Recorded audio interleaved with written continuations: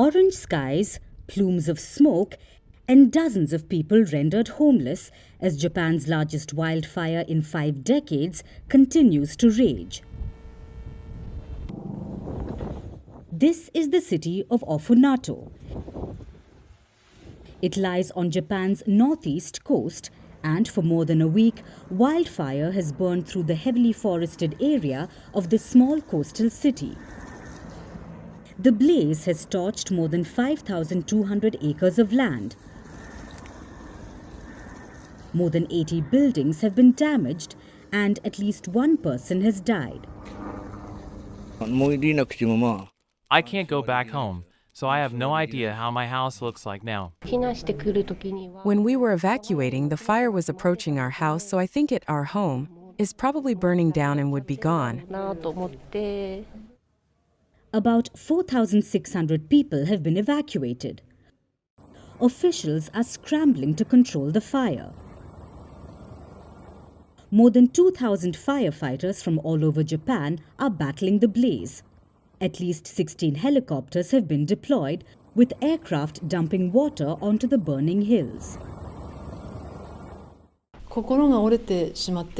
Some students are very discouraged and heartbroken by the fire. One showed me a picture of their house burning down and said to me, "There's nothing left." Another said, "Even if I get into a high school, I don't know where I could stay for that." On Wednesday, rain and snow offered some relief to Ofunato. Columns of white smoke billowed over the mountains. But the wet weather has done little to quell fears.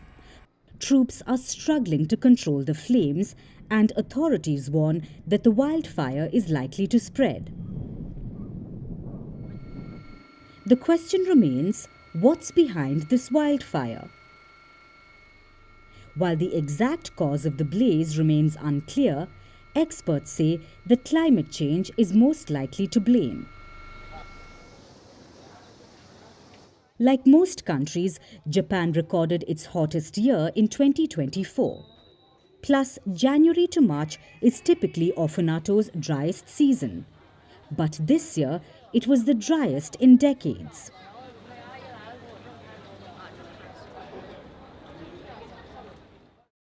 The area saw less rainfall last month than any February in more than 20 years.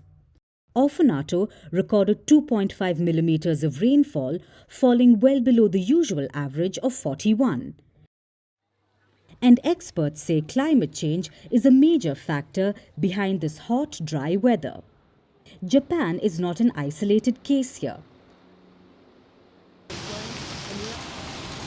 On the opposite side of the Pacific, California witnessed something similar a few weeks ago, when global warming made hot and dry weather conditions about 35% more likely, fueling the devastating Los Angeles fires, killing at least 29 people, destroying more than 10,000 homes, and displacing about 150,000 residents.